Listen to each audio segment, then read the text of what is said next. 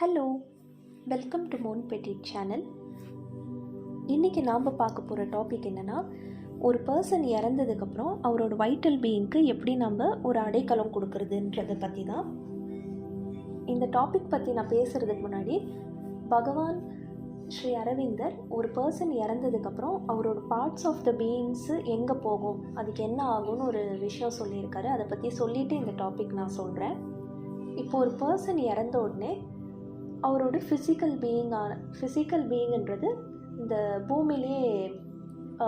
பூமியிலே மண்ணோட மண்ணாக கலந்துரும். அது உடனே டிஸ்இன்டிகிரேட் ஆகிடும். அதே மாதிரி அவரோட வைட்டல் பீயிங்கும் மென்டல் பீயிங்கும் கொஞ்ச நாள் உலா வரும் நம்ம பூமியோட ஏர்த்தோட அட்மாஸ்பியர்லேயே. அதோட ஆசை பாசம் அது எல்லாமே தீர்த்துக்கும், கொஞ்ச நாள் சாட்டிஸ்ஃபை பண்ணிக்கும். ஒருவேளை அது ரொம்ப ஸ்ட்ராங்காக அந்த வைட்டலும் மென்டலும் ஃபார்ம் ஆயிருந்ததுன்னா அதுவும் அடுத்த பர்த்தில் வரும். அது ஃபார்ம் ஆகலைன்னா அதுவும் கொஞ்சம் நாளில் டிஸ்இன்டிகிரேட் ஆகிடும். அதாவது வைட்டல் பீயிங்ன்றது வைட்டல் வேர்ல்டுக்கு போயிடும், மென்டல் பீயிங்ன்றது மென்டல் வேர்ல்டுக்கு போயிடும், சைக்கிக் பீயிங்ன்றது சைக்கிக் வேர்ல்டுக்கு போய் அது கொஞ்ச நாள் அங்கேயே ஓய்வெடுக்கும். அது கம்ப்ளீட் அந்த ரெஸ்ட்டில் இருக்கும். அடுத்த பர்த் எப்போ எடுக்கிறது, எந்த மாதிரி சிச்சுவேஷனில் எடுக்கணும், என்னென்ன விஷயத்துக்காக நம்ம எந்த நோக்கத்துக்காக நம்ம பர்த் எடுக்கணும், அப்படி எல்லாமே டிசைட் பண்ணிட்டு தான் அது பிறக்கும். ஸோ இந்த டாப்பிக்கை நான் இன்னும் டீட்டெயில்டாக வேறு வீடியோவில் பேசுகிறேன். இப்போது இந்த டாப்பிக்கை நம்ம பார்க்கலாம்.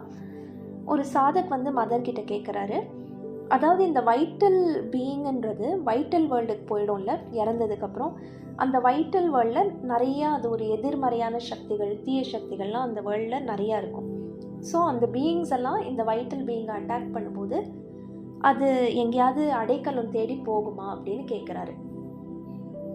அதுக்கு மதர் கரெக்டு, இந்த ஒரே ரீசனுக்காக தான் எல்லா கண்ட்ரீஸு அதுக்கப்புறம் எல்லா மதத்துலேயும் ஒரு பர்சன் இறந்துட்டாங்கன்னா அவங்கள பற்றி 7 நாளாவது நினச்சி பார்க்கணும் அப்படின்னு சொல்லியிருக்காங்க. அதாவது ஜனங்க எல்லாருமே ஒன்றா கூடி அந்த பர்சனை பற்றி அட்லீஸ்ட் ஒரு 7 டேஸாவது திங்க் பண்ணோம் அப்படின்னு ரெக்கமெண்ட் பண்ணியிருக்காங்க அப்படின்னு மதர் சொல்கிறாங்க.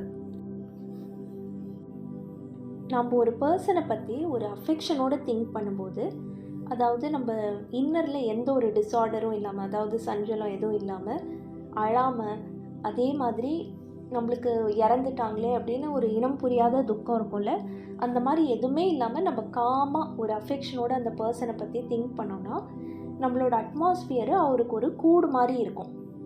அப்போது இந்த ஹாஸ்டைல் ஃபோர்ஸஸ்லாம் அட்டாக் பண்ணும்போது அவர் அந்த வைட்டல் பீயிங் என்ன பண்ணுன்னா, அது எங்கேயோ தொலைஞ்சு போன மாதிரி இருக்கும், என்ன பண்ணுறதுனும் தெரியாது, எங்கே போகிறதுனும் தெரியாது.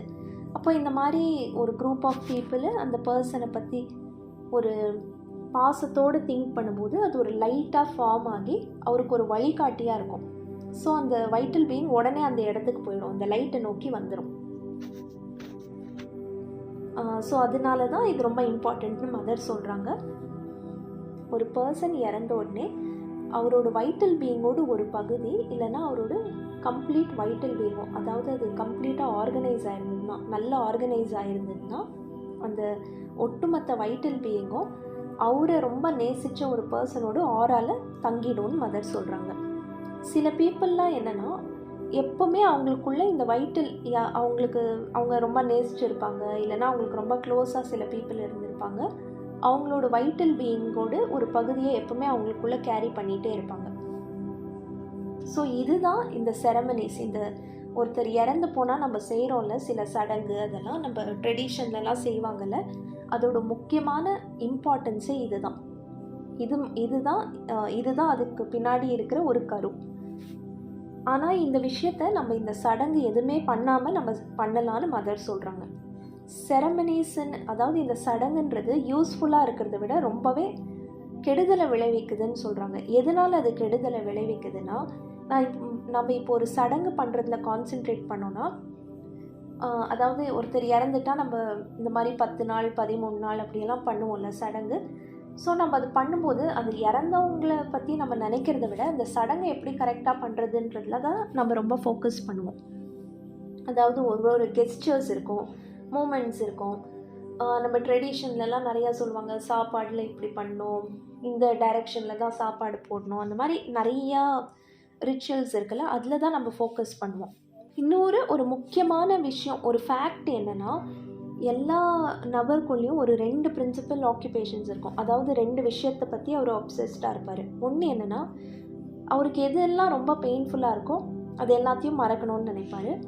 அதுக்கப்புறம் ஏதாவது ஒரு விஷயத்தில் அம்யூஸ்மெண்ட்டு, ஒரு த்ரில்லு, ஒரு அம்யூஸ் ஆகுது, அந்த மாதிரி நம்ம தேடுவோம். ஏன்னா நம்மளுக்கு அந்த போர் அடிக்காமல் இருக்கிறதுக்கு இந்த மாதிரி விஷயத்தெல்லாம் பண்ணுவோம்.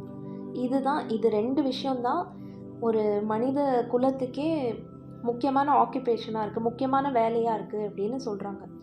அதாவது மதர் என்ன சொல்கிறாங்கன்னா, humanity spends half of its time in doing nothing true. நம்ம வாழ்நாளில் பாதி நேரத்தை ஒரு உண்மையே இல்லாத விஷயத்துக்கு தான் நம்ம செலவிடுறோம் அப்படின்னு மதர் சொல்லியிருக்காங்க.